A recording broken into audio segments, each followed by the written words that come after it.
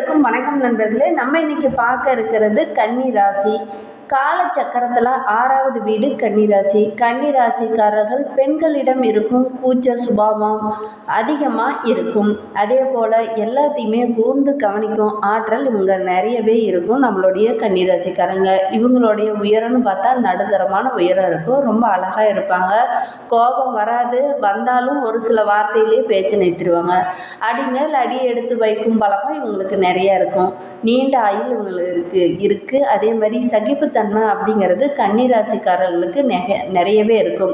விட்டு கொடுக்குற தன்மையும் உங்ககிட்ட நிறைய இருக்கும். செல்வாக்கான குடும்பத்தில் பிறந்தாலும் வறுமையான குடும்பத்தில் பிறந்தாலும் எப்பவுமே ஒரே மனநிலையில் இருப்பாங்க. இல்லையா அப்படிங்கிறத எங்களுடைய கமெண்ட் பாக்ஸில் தெரிவிங்க. நிறைய கன்னிராசிக்காரங்களை நீங்களும் பார்த்துருப்பீங்க. அதே மாதிரி உங்களுடைய உறவுகள் வகையிலையோ அல்லது நண்பர்கள் வகையிலையோ நிறைய கன்னிராசிக்காரங்களை நீங்கள் பார்த்துருக்கலாம். அவங்கக்கிட்டலாம் இந்த கேரக்டர் இருக்கா இல்லையா அப்படிங்கிறத எங்களுடைய கமெண்ட் பாக்ஸில் தெரிவிங்க. அதே மாதிரி கன்னிராசிக்காரங்க பார்க்குறதுக்கு ரொம்ப பயந்த சுபாவத்தில் இருந்தாலும் ஒரு சில விஷயங்களில் ரொம்ப புத்திசாலித்தனமாக நடந்துப்பாங்க. அதே மாதிரி நம்மளுடைய கன்னிராசிக்காரங்கள் பேச்சாற்றல் நிறைய இருக்கும். இவங்களுக்கு வழக்கறிஞர் தொழில் இந்த மாதிரி பேச்சாற்றல் மிக்க தொழிலை அமைந்தது அப்படின்னா உங்களுடைய வாழ்க்கை இன்னும் சிறப்பாக இருக்கும். கன்னி ராசிக்காரங்களுக்கு பொதுவாகவே அவங்களுடைய வாழ்க்கையை காப்பாற்றுறத விட அடுத்தவர்களுடைய வாழ்க்கையை நல்லா சிறப்பாக கொண்டு வருவாங்க. அவங்களுடைய லைஃப்பை அவங்க கவனிக்கிறதுல கொஞ்சம் கவனக்குறைவாக இருப்பாங்க. மற்றவங்களோட லைஃப் அப்படின்னா ஓடி போய் உதவி செய்யக்கூடியவங்களா பெரும்பாலும் இருப்பாங்க. இது உண்மையா இல்லையா அப்படிங்கிறத எங்களுடைய கமெண்ட் பாக்ஸில் தெரிவிங்க. அப்படிப்பட்ட நம்மளுடைய கன்னி ராசிக்காரர்களுக்கு அடுத்த 15 நாட்கள் எப்படி அமைந்திருக்கு, கிரக நிலை எவ்வாறு அமைந்திருக்கு, தொழில் வியாபாரம் எப்படி அமையப்போகுது, குடும்ப வாழ்க்கை எப்படி அமையப்போகுது அப்படிங்கிறது எல்லாமே இந்த வீடியோவில் விளக்கமாக சொல்லியிருக்கோம். நிச்சயமாக இந்த வீடியோ உங்களுக்கு பயனுள்ளதாக தான் இருக்கும். அதனால் இந்த வீடியோவை ஸ்கிப் பண்ணாமல் கடைசி வரிகளும் பாருங்கள். நீங்கள் இப்போ தான் ஃபர்ஸ்ட் டைமாக நம்ம சேனலை பார்க்குறதா இருந்தால் நம்ம சேனலை சப்ஸ்கிரைப் பண்ணிவிட்டு கூடவே இருக்கிற பெல் ஐக்கானையும் கிளிக் பண்ணிக்கோங்க. அப்போ தான் நாங்கள் போடுற ஒவ்வொரு வீடியோவும் உங்களுக்கு நோட்டிஃபிகேஷனாக வரும். நீங்கள் கன்னிராசிக்காரங்களாக இருந்தால் மறக்காமல் நம்மளுடைய சேனலுக்கு ஒரு லைக் கொடுத்துக்கோங்க. உங்களுடைய ஃப்ரெண்ட்ஸ் யாராவது கன்னிராசியில் இருந்தாங்கன்னா அவங்களுக்கும் மறக்காமல் இந்த வீடியோவை ஷேர் பண்ணி விடுங்க. வாங்க நம்மளுடைய கன்னிராசிக்காரர்களுக்கு அடுத்து வருகின்ற நாட்கள் எப்படி அமைந்திருக்கு, இந்த ஜூலை மாதத்திலிருந்து உங்களுடைய வாழ்க்கையில் நீங்கள் என்னென்ன மாற்றங்களை நீங்கள் சந்திக்க போகிறீங்க, உங்களுக்கு கிரக நிலை எவ்வாறு அமைந்திருக்கு அப்படிங்கிறத பார்க்கலாம்.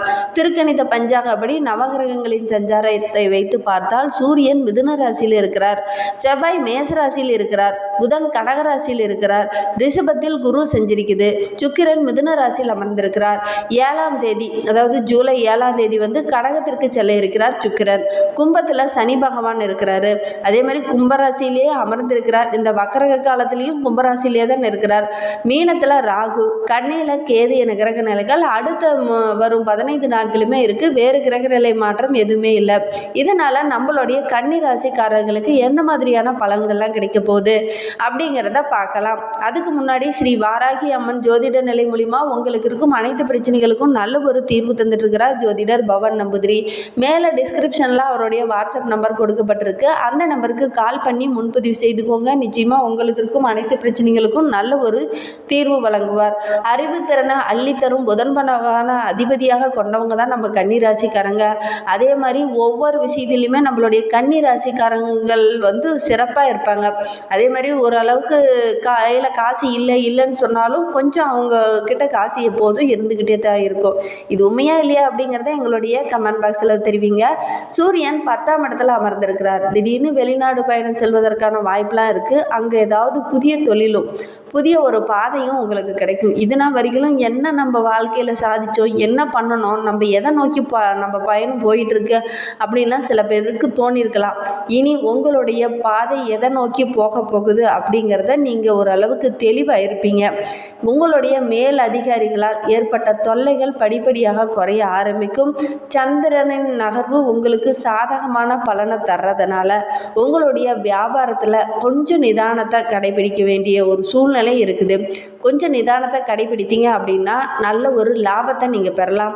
அடுத்தவர்கள் பேச்சை கேட்டு ஏதாவது வியாபாரத்தை விரிவுபடுத்தலாம் அல்லது தொழிலை நல்ல பெரிய டெவலப் பண்ணலாம் அப்படின்னு நினச்சி ஏதாவது தொழிலை விரிவுபடுத்தலாம் அப்படின்னு கால வச்சிங்க அப்படின்னா நிறைய கடன் பிரச்சனையில் நீங்கள் மாட்டிக்குவீங்க. முடிந்த அளவுக்கு அடுத்தவர்களுடைய பேச்சை நீங்கள் கேட்காதீங்க. உங்களுடைய புத்தியை உங்களுடைய நல்லதுக்காக நீங்கள் பயன்படுத்துங்க. உங்களுடைய நல்லதுக்காக நீங்கள் பயன்படுத்தினீங்க அப்படின்னாவே நிச்சயமாக உங்களுக்கு வெற்றி கிடைக்குங்க. செவ்வாய் 8ஆம் இடத்துல இருக்கிறார். வேலை கிடைக்கலையே அப்படின்னு நினச்சிட்டு இருந்தவங்களுக்கு இந்த டைமில் நல்ல ஒரு வேலை கிடைக்கும். அதுவும் நல்ல ஒரு சம்பளத்தில் கிடைக்க போகுது. நீங்கள் அதற்கான முயற்சியில் ஈடுபடுங்க. அதே மாதிரி எந்த ஒரு வேலையும் உங்களை வீடு தேடி வந்து கூப்பிட்டு வாங்க வேலை செய்யுங்க அப்படின்னு சொல்லாதுங்க. நீங்கள் முயற்சி செய்யுங்க. முயற்சி செய்தீங்க அப்படின்னா நல்ல ஒரு வேலை கிடைக்கும். அதே தனியார் துறையில் இருக்கலாம் அல்லது அரசு துறையிலேயே இருக்கலாம். ஏதோ ஒரு துறையில் வருமானத்தில் நல்ல ஒரு வேலை கிடைக்குங்க. அப்படி வேலை கிடைக்கிறதுனால நீங்கள் உற்சாகமாக செயல்படுவீங்க. உற்சாகமாக செயல்படுறதுனால உங்களுடைய வருமானமும் சிறப்பாக இருக்கும். புதன் 11ஆம் இடத்துல இருக்கிறார். எல்லா இடத்துலையும் உங்களுடைய புத்திசாலித்தனம் வெளிப்படும். வியாபாரத்தில் ஒரு புதிய நுணுக்கத்தை நீங்கள் செயல்படுத்துவீங்க. அந்த புதிய நுணுக்கத்தின் மூலமாக நல்ல ஒரு லாபத்தை நீங்கள் பெற முடியும். குரு 9ஆம் இடத்துல இருக்கிறார். வீட்டில் ஏதாவது ஒரு சுப காரியம் நடக்கும் அல்லது நீங்கள் ஏதாவது ஒரு சுப காரியத்தில் கலந்து கொள்வதற்கான வாய்ப்பு இருக்குது. சுக்கிரன் 10, 11ஆம் வீட்டில் இருக்கிறார். பிரிந்து போன உங்களுடைய உறவுகள் கிட்ட சின்ன சின்ன கசப்புகள்லாம் உங்களுக்கு இருந்திருக்கலாம் இதுனா வரைக்கும். அப்படி பிரிந்து போன உங்களுடைய உறவுகள் உங்களை தேடி வரப்போகுது. அதே மாதிரி சனி 6ஆம் இடத்துல இருக்கிறார். இந்த 6ஆம் இடத்துல இருக்கிறதுனால பூர்வீக சொத்துல இருந்த பிரச்சனைகள் படிப்படியாக குறைய ஆரம்பிக்கும். பெரிய மனிதர்களால் தலையிட்டு அதெல்லாம் உங்களை விலகி போனவங்க எல்லாருமே அதாவது உங்ககிட்ட சின்ன சின்ன பிரச்சனைகளையும் சின்ன சின்ன இடையூறுகளையும் ஏற்படுத்தின பெரிய மனிதர்கள்லாம் இப்போ வந்து உங்ககிட்ட ஒன்று சேர்வதற்கான வாய்ப்பு இருக்குது. ஏன்னா இந்த பூர்வீக சொத்தெல்லாம் உங்களுடைய கைக்கு வர்றதுக்கான வாய்ப்பு இப்போ நிறையவே இருக்குது. அதற்கான முயற்சியில் நீங்கள் ஈடுபடுங்க. ராகு 7ஆம் இடத்துல இருக்கிறார். செலவுகளை கொஞ்சம் கட்டுப்படுத்துங்க. நிறைய செலவுகள் செய்யறதுக்கான ஒரு சூழ்நிலையில் இருக்குது. கிரக நிலையும் அவ்வாறு தான் அமைந்திருக்கு. அதனால் முடிந்த அளவுக்கு செலவுகளை கொஞ்சம் கண்ட்ரோலில் வச்சுருங்க. அதே மாதிரி கடன் பிரச்சனை உங்களுக்கு இருந்திருக்கும். அந்த கடனெல்லாம் கொஞ்சம் கொஞ்சமாக அடைச்சிக்கிட்டு வாங்க. கேது 1ஆம் வீட்டில் இருக்கிறார். விட்டு கொடுத்து நடங்க. விட்டு கொடுத்து நடந்தீங்க அப்படின்னா உங்களுடைய பிரச்சனைகள் முடிந்த அளவுக்கு வராது. அதே மாதிரி இந்த சகிப்புத்தன்மையும் விட்டு கொடுக்குற மனப்பான்மையும் இருக்கிற வரைக்கும் உங்களை அடிச்சுக்க ஆளே இல்லை அப்படின்னு சொல்லலாம். அந்த அளவுக்கு அற்புதமான காலகட்டம் இது. இந்த டைமில் நீங்கள் ஒவ்வொரு செயல்லையும் உங்களுடைய சொந்த அறிவை உங்களுடைய வாழ்க்கைக்காக பயன்படுத்துங்க. நீங்கள் பொதுவாகவே நம்மளுடைய கன்னி ராசிக்காரங்க அடுத்தவர்களுக்கு தான் அட்வைஸ் பண்ணி அவங்க தான் மேலே வரத்தை பார்த்துருப்பீங்க. உங்களுடைய புத்திசாலித்தனத்தை உங்கள் லைஃப்பில் அதிகமாக யூஸ் பண்ணியிருக்கவே மாட்டீங்க. முடிந்த அளவுக்கு இந்த டைமில் உங்களுடைய அறிவை உங்களுடைய புத்தியை உங்களுடைய சுய தொழிலுக்கு சொந்த விஷயத்துக்கு பயன்படுத்தினீங்க அப்படின்னாவே நிச்சயமாக வருகின்ற நாட்கள் உங்களுக்கு அற்புதமான நாட்களாக அமையும்.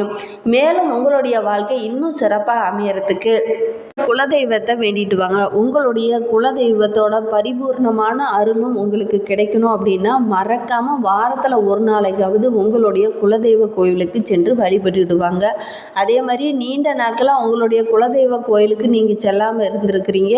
முடிந்த அளவுக்கு நீங்கள் உங்களுடைய குலதெய்வத்தை விடாமல் தொடர்ந்து வழிபட்டுக்கிடுவாங்க. அதே மாதிரி முன்னோர்களோட ஆசையும் உங்களுக்கு பரிபூரணமாக கிடைக்கும். அதனால் முடிந்த அளவுக்கு முன்னோர்களையும் உங்களுடைய குலதெய்வத்தையும் விடாமல் வழிபட்டீங்க அப்படின்னா உங்களுடைய வாழ்க்கையில் உள்ள பிரச்சனைகள் அனைத்தும் படிப்படியாக குறைய ஆரம்பிக்கும். அதே மாதிரி நம்பிக்கையோடு வழிபடுங்க.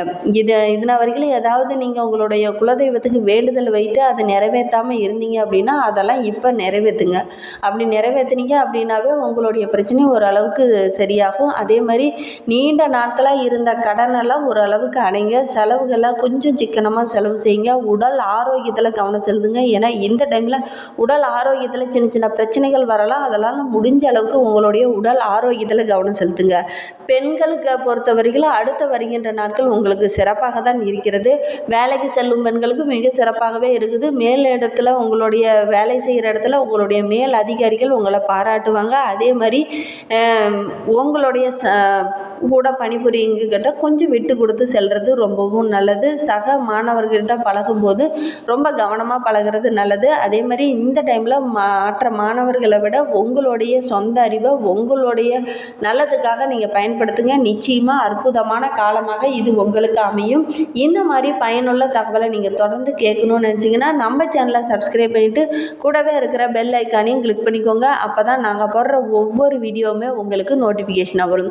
நீங்கள் கன்னிராசிக்காரங்களாக இருந்தால் மறக்காமல் நம்மளுடைய சேனலுக்கு ஒரு லைக் கொடுத்துட்டு உங்களுடைய ஃப்ரெண்ட்ஸ் யாராவது கன்னிராசியில் இருந்தாங்கன்னா அவங்களுக்கும் மறக்காமல் இந்த வீடியோவை ஷேர் பண்ணி விடுங்க.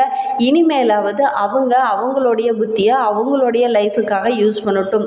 அடுத்தவர்களுடைய லைஃப்பெல்லாம் முன்னேற்றது போதும். இனி உங்களுடைய லைஃப்பை நீங்கள் முன்னேற்றத்துக்கான வழியை மட்டும் பாருங்கள். ஏன்னா இந்த டைமு உங்களுடைய கிரக நிலை உங்களுக்கு சாதகமாக இருக்குது. முடிந்த அளவுக்கு நீங்கள் உங்களுடைய லைஃப்பை முன்னேறத்துக்கான வழியை மட்டும் செய்யுங்க.